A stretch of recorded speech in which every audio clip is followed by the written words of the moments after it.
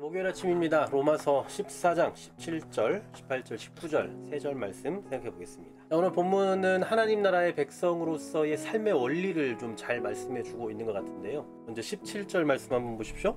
자, 하나님의 나라는 먹는 것과 마시는 것이 아니고요, 오직 성령 안에 있는 의와 평강과 희락이라고 말씀합니다. 하나님의 나라는 먹고 마시고 누릴 수 있는 것으로 세상과 구별되는 게 아니라는 거예요. 물론 이제 여기서 말하는 하나님의 나라는 우리가 일반적으로 이해하고 있는 어떤 공간적 의미의 천국을 말하는 것이기도 하겠지만, 그보다는 현재적으로 우리가 누리고 있는 어떤 그리스도의 통치 안에 살아가고 있는 세상을 말한다고 보는 게 나을 것 같아요. 그러면 무엇으로 하나님 나라를 살아가는 것과 세상 세속된 것을 나눌 수 있느냐, 그 구별이 뭐냐, 세 가지라는 거죠. 첫 번째는 의입니다. 여기서 말하는 의는 이제 칭의, 많이 들어보셨던 그 칭의로 보는 해석도 있는데, 아마도 그냥 하나님의 뜻을 따르는 것과 관련된 것으로 좀 보는 게 나을 것 같아요. 그러니까 예수 그리스도를 닮은 삶, 예수 그리스도를 닮아 선한 삶을 살아가는 것, 바로 그러한 삶을 이제 의라고 표현할 수 있다는 거죠. 두 번째로는 평강이라고 말합니다. 여기서는 이제 문맥의 흐름상 보면 여기서 말하는 평강은 그냥 우리가 말하는 일반적인 그 평안함이라기보다는 연약한 형제를 용납하는 것과 관계가 있을 거예요. 이미 계속 지금 그 내용을 말하고 있었기 때문에 서로를 용납하고 서로를 받아줌으로써 이루어지는 그런 진정한 평강의 사회를 말한다고 보면 될 것 같습니다. 세 번째로는 희락이라고 말하죠. 희락은 기쁨이잖아요. 이 기쁨도 역시나 문맥 안에서 해석해보자면 연약한 형제가 유익을 누리는 데서 오는 기쁨과 관계됐다라고 볼 수 있을 겁니다. 이게 바로 이 땅 가운데서 하나님의 통치를 받으며 살아가는 사회의 특징이다라는 거예요. 18절도 보십시오. 이로써 그리스도를 섬기는 자는 하나님을 기쁘시게 하며 또 사람에게도 칭찬을 받는다라고 말씀합니다. 이로써가 중요한 표현이에요. 이로써, 즉 자신이 성령님의 그 통치 안에 살아가고 있음을 의미하는 겁니다. 그러니까 이 말씀 무슨 얘기냐면, 앞서 얘기했던 17절 의와 평강과 희락을 얘기했잖아요.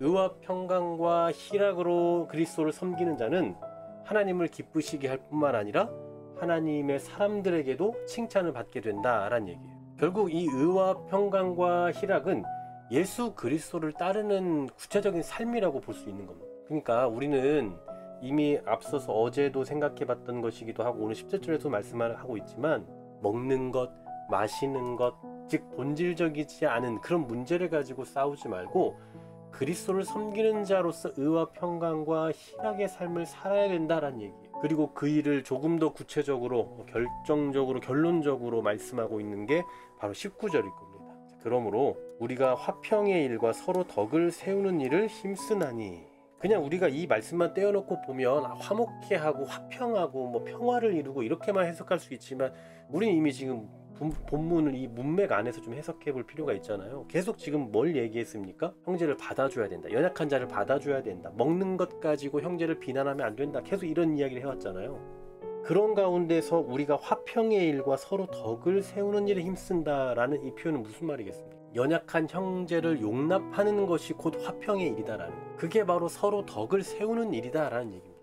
덕을 세운다라는 말은 집을 짓는다라는 뜻이거든요. 근데 하나님의 집, 바로 교회는 성도 공동체잖아요. 성도가 모여있는, 성도로 이루어진 공동체, 바로 그 공동체를 세워가야 된다.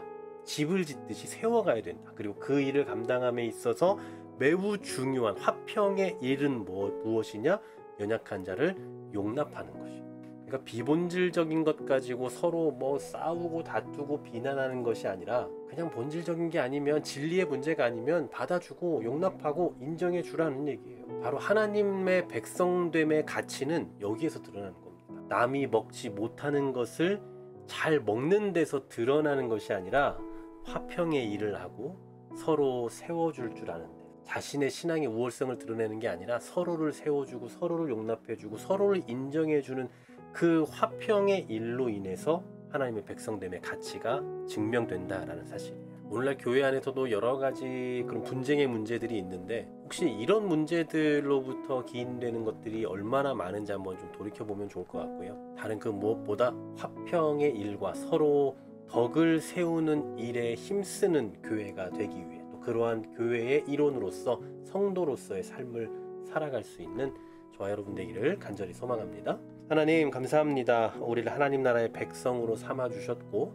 하나님 나라를 누리며 살게 해주시니 참 감사합니다. 그런데 이 하나님의 나라의 특징은 의와 평강과 희락이라 말씀하셨고, 그러므로 이것을 누리는 자들은 마땅히 화평의 일과 서로 덕을 세우는 일을 위해 힘쓴다라고 말씀하셨으니 그 말씀을 따라서 형제를 용납하고 연약한 자들을 받아줄 줄 아는 그러한 지혜와 넉넉함을 가지고 주의 교회와 공동체를 건강하게 세워갈 줄 아는 우리 모두가 되게 하여 주시옵소서.